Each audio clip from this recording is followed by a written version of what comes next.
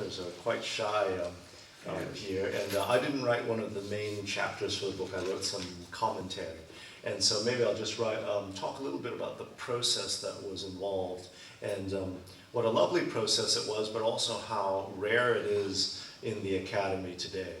So I think a few of you are members of the university, but most of you are not, and we've just been through an exercise in this university called PBRF, Performance-Based Research Funding. And it's this neoliberal exercise where every single thing we do becomes a line that's accountable one way or another, and then we get graded and scored for it, and we're seen if we're worthy or not.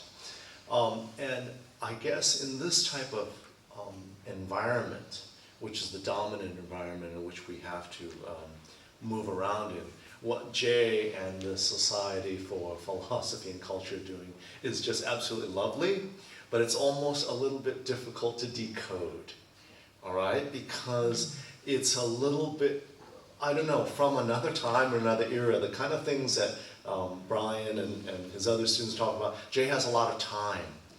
We don't have time anymore. We just have these little narrow slices, and every slice has to be a line in somebody's ledger. And I guess I just really want to just express my appreciation. I wasn't sure really how to understand what to do. And I remember reading Shamsi's paper, and it was just out of the blue, because I had no idea what he was talking about. I was struggling to understand it. But this was Jay's approach, take somebody in really embedded with Marxism and post-structuralism, and then give it to an empirical psychologist who's embedded in Asian memes, try to figure out what's going on.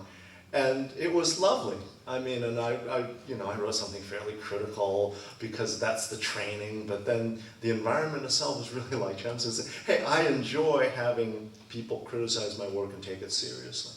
And I think that's the kind of spirit that Jay has brought to it. He hasn't tried to smooth things so it becomes a single kind of unified story. It's kind of messy. It's very human.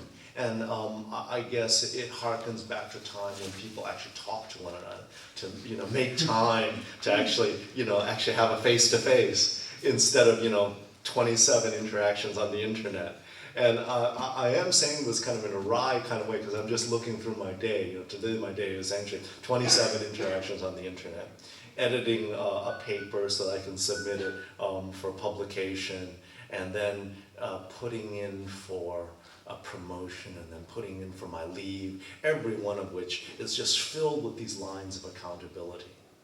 And I guess what Jay has taught me and what this experience has taught me is really to take a bit of time out and just say, not everything you do has to be filled with this productivity, and actually consider, these larger issues of our humanity, our free will. Earlier this week I went to Jay's office and just had a chat with him, and it was a lovely chat, and that graph that he's provided us was towards the end about the various aspects of freedom. We touched on all of those in our hour or two conversation.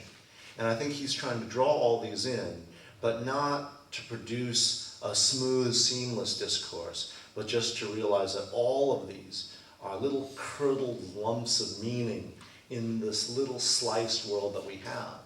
And I think it's a privilege to come together in various ways. This is a face-to-face, but the book is essentially a representation of that, of the various warps and wefts and these little threads that we connect to, that have connected together, have been drawn together by Jay and Michael Hemmingson.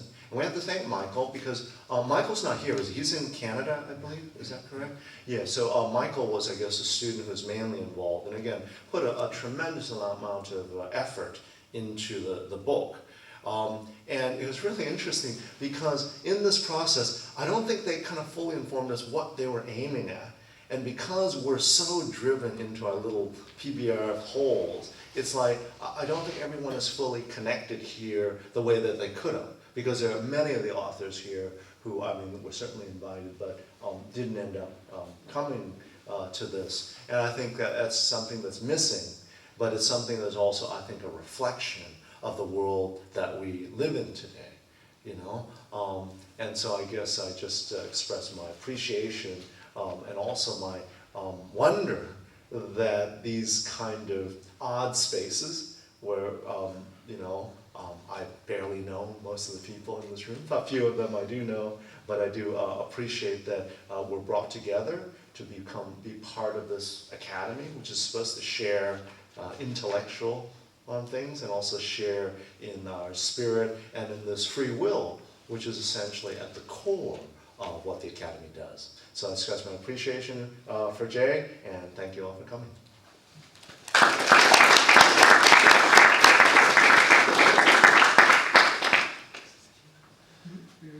I don't know, we're waiting for Jay to come.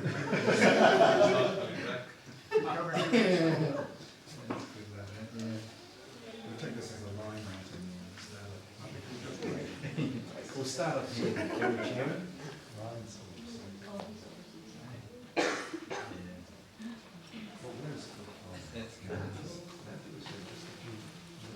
That's from up to the ground. Yes, That's on the TV getting back. yeah. You might have gone step block. Yeah.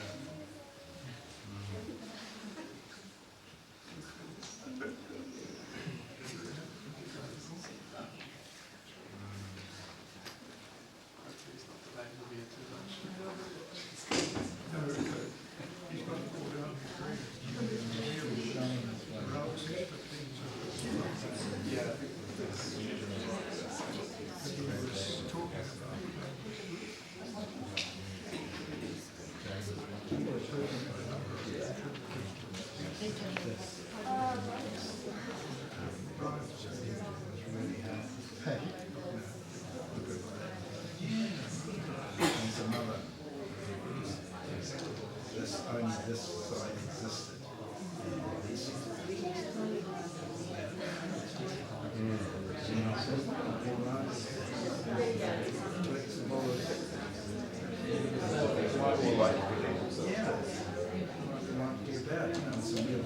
Positions were being taken.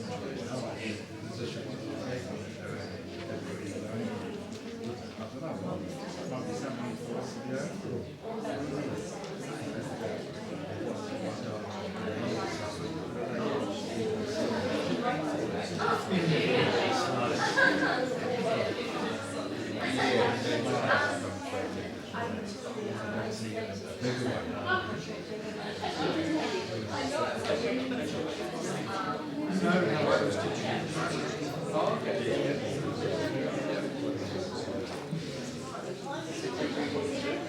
Just following some of these, but really, James Harrison being to write about which was, you know, we sort of encouraged the one was too wide.